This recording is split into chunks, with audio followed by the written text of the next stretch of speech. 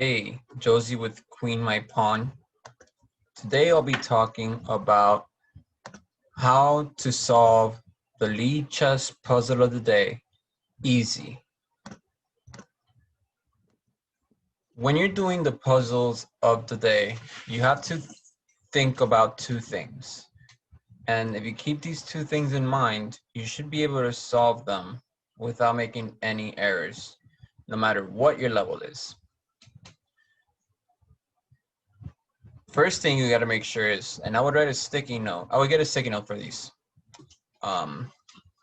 situations. One sticky note for one thing that I'm going to tell you, and one sticky note for the other thing. First, look at all your checks, captures, and threats. And usually when it comes to puzzle of the day, you only have to look at the checks. In this position, I see that there's a check on f6. When the pawn goes to f6, it checks the king. The king is in danger. So when the king is in danger, the side can do three things. The side that is in check can do three things. They can capture the checking piece, block the checking piece, or run from the checking piece. In this situation, when the pawn goes to f6, there's only one piece that can capture on f6. The king cannot capture on f6 because this pawn is protected by the rook, and the king cannot capture anything that's protected. But the knight can capture. So when the pawn goes to f6, the knight can capture. So what, is it over? No, it's not over. Now we got to look one more move deeper. And that's what the puzzle of the day teaches you to do. In that position, after f6, knight takes f6, do we have any checks? And I see that there are two checks. We have a check on g6 or a check on h7. And I think the one on g6 seems to make more sense because it's protected. The queen is protected by the knight on e5. And in that position, with the queen on g6, the king cannot capture, nor can any other piece capture the queen on g6. Nothing can block a check that's right next to you. There's no room, and the king cannot run away. It's actually trapped by its bishop and rook. So that's interesting. If the pieces weren't there, it could have been safe. So is it checkmate? Hold on a minute. We have to return. When the pawn went to f6, the king could capture, block, or run. We saw what happens if the knight captures the pawn. It is checkmate. So let's see if the king can block. The king cannot block a pawn check. It's right next to you, so you can't do that. And can the king run away? The king may have been able to run away if the queen wasn't there. Remember, the pawn moved forward and it kind of later discovered control on this diagonal. So is it checkmate? The answer is it's going to be checkmate. And once you see all of this, you'll be able to do the moves quickly. Watch how fast I do it. I can just put f6 and queen to g6 because that's exactly what happens. That's how people get so good at blitz. Like, if you look at my rating, you could see as the screen loads what my rating will be.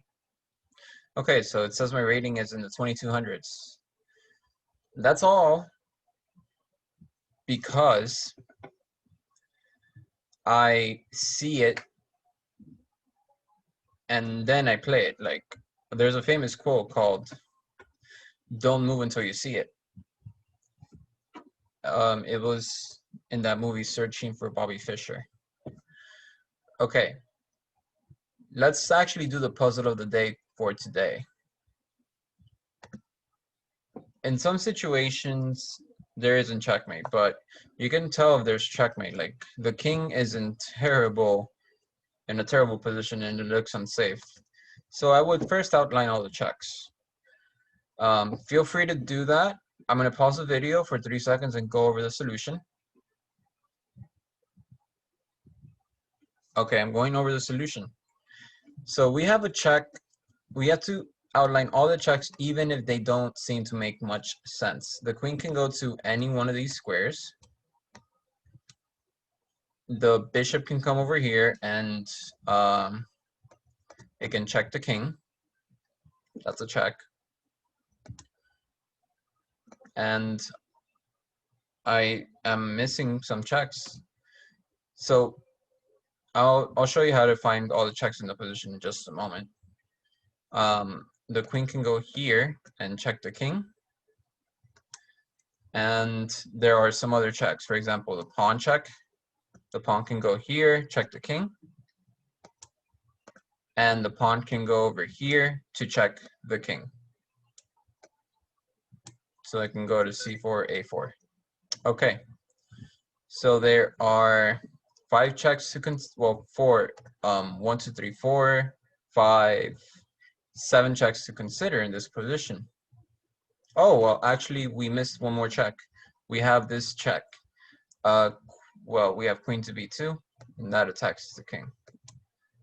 And I don't think I'm missing any more checks. So 1, 2, 3, 4, 5, 6, 7, 8. 1 bishop check, 5 queen checks, and 2 pawn checks. Okay, well, we have 5 queen checks. That's kind of going to be a bit to figure out, but if we look at the bishop, we can see that the bishop will be on a light square and our queen will be on a dark square. That makes things very simple. So don't move the bishop yet. That will be not good because you can't move it until you see it. But if the bishop comes to d7, it controls this diagonal. The queen controls this diagonal.